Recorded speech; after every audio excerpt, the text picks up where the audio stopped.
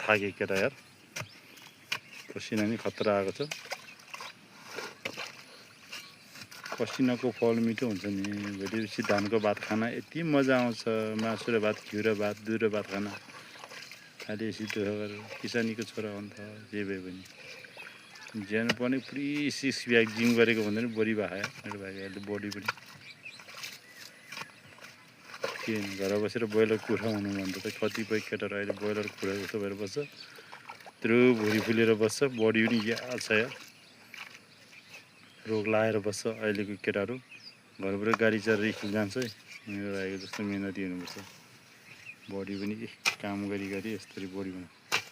पढाइ सँगसँगै हाम्रो घरको केटी किसानी काम पनि सही गर्न जानेको छ भोलिपछि बिहा गर्ने केटीले दुःख पाउँदैन मेरो भाइसँग बिहा गर्ने केटीले सुख पाउँछ मेहनती छ दुःख पाउँदैन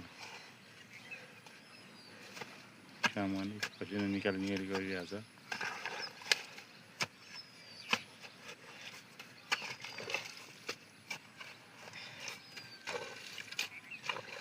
यो अन्त मेहनत भनेको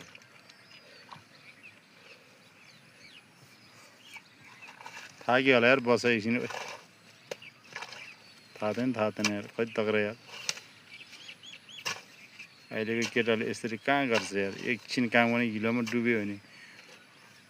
फोहोर लाग्छ भन्छ डुब्नु आउँदैन उसले त्यो बस भने मान्दैन यार के तक्रा हो थाहा छैन यार यस्तो हुनु पर्यो कि छोरा भनेको एकछिन रेस्ट गर भने पनि मान्दैन थाक्यो होला भनेको